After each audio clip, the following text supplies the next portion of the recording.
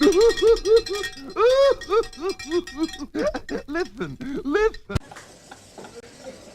That reminds me of something. I'm now stuck on shitty reality television. I hate it. I want to take a shower every time I watch something stupid. But I'm stuck on it, and I've been watching like MTV's Made Marathon. It's a good show because it helps kids achieve their dreams. But what I think Made falls short of is they don't really help a kid realize skills that he already has. Like has anybody seen the one where the kid wanted to be a varsity basketball player?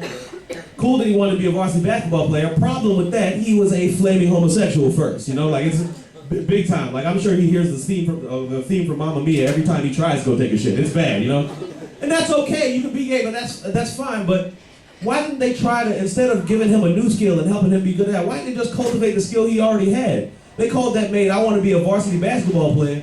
They should have called that Made, I want to be a fat, sassy black woman, because he was way closer to being that than he was a varsity basketball player.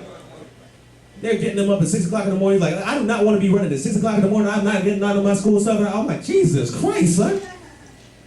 As a varsity basketball player, he's shitty, but as a sassy black woman, he's a prodigy. Fucking excellent. Oh, boy. I see a lot of couples in here, too, tonight. Where are the couples at it again? Where?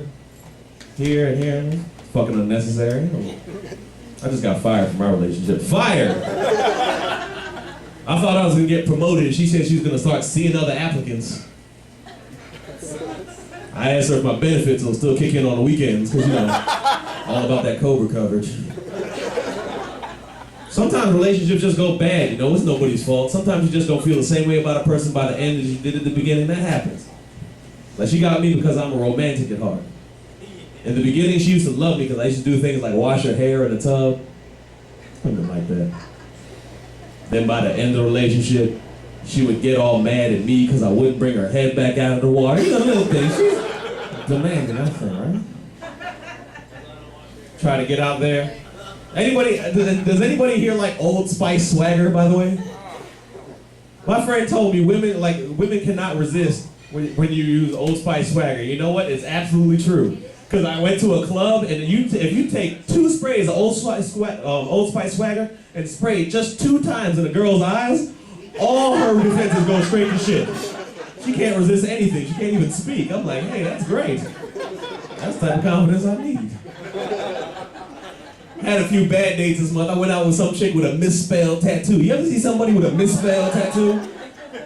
She had a lot of writing on her arm, and a lot of it was misspelled, and I was afraid to tell her. Because something tells me if you're not going to make sure the words that are tattooed on your arm are spelled right, you're not going to think twice about stabbing me in the face for correcting you, now are you? No. Tattoos are a kind of young and dumb decision. You get them when you're 18, 19, whatever. But it's the only young and dumb decision that you can make besides pregnancy that's permanent.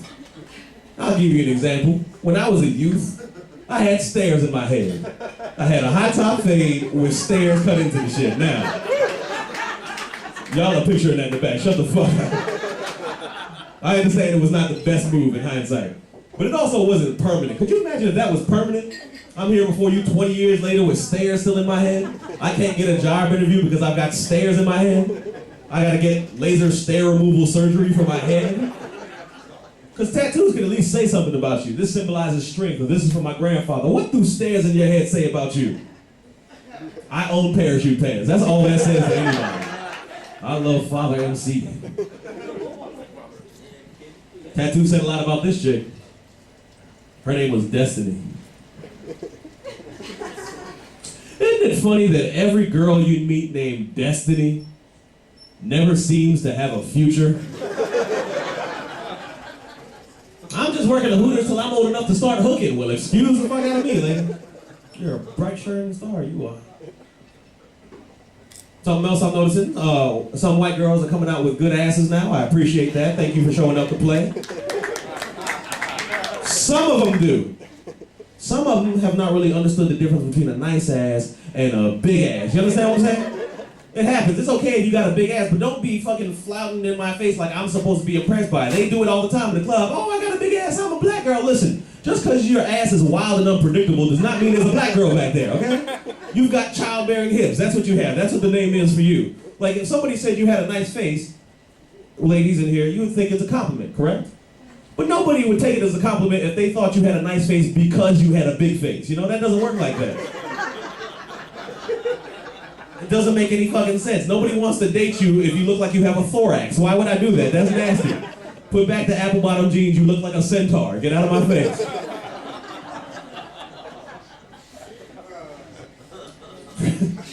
I was in North Carolina a couple weeks ago, and I decided to go on Craigslist casual encounters to find a girl because it was 3 in the morning and I gave up. So, but here's what's fucked up. You know, girls are racist on Craigslist, especially in North Carolina. They'll tell you everything about themselves. They're like, oh, you know, I like to have fun. You know, I'm shapely. I have nice ass, nice tits, blah blah. But they always include this caveat: whites only. So please don't bother. That means 2 very funny things to me. One, that means you're being picky about random dick you're trying to find on the internet, which is hilarious. But also, that also means that brothers in North Carolina are going on Craigslist trying to catch white girls on a sneak tip and getting rejected. That's beautiful. It's like, oh my God, son, this chick, oh, she look bad as fuck, man. I think oh no, man. How'd she even know I was black? Oh, all my S's are Z's, that's right, shit.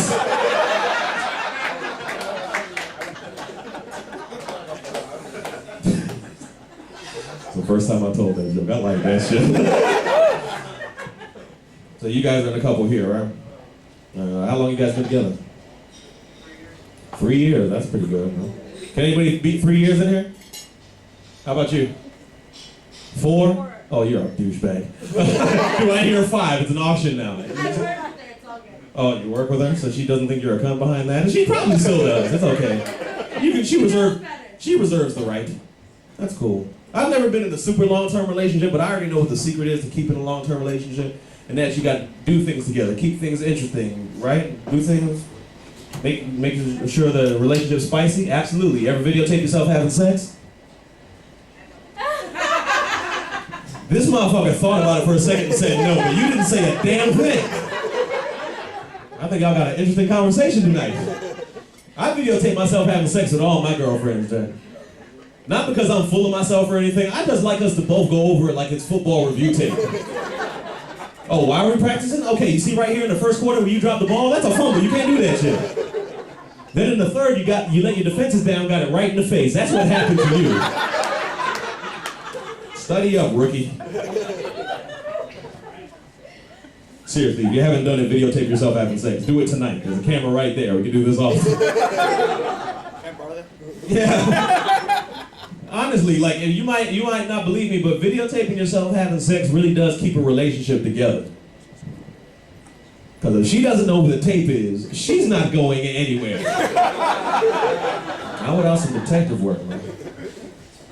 We just got through February. Couples in here had a very difficult holiday in February, didn't you? Yeah, President's Day, whew. No, talking about Valentine's Day, or as I've learned to call it, Singles Awareness Day. If you're in a couple, we have a special holiday just for you. If you're single, try not to kill yourself. Better luck next year. I actually saw this past year, this past Valentine's Day, they had a Cupid action figure in stores. A little toy Cupid with a working bow and arrow just for Valentine's Day. I'm like, yeah, that's a real good present if you dating an 8-year-old. How's that supposed to help my relationship? Merchandising for Valentine's Day is just gonna get worse, I promise you. 5 years from now, February 14th rolls around, you'll see like divorces getting printed on pig stationery. RU46 and morning after pills coming in little heart shapes. With little cute inscriptions on them like you plus me minus it. You know, something you can get into.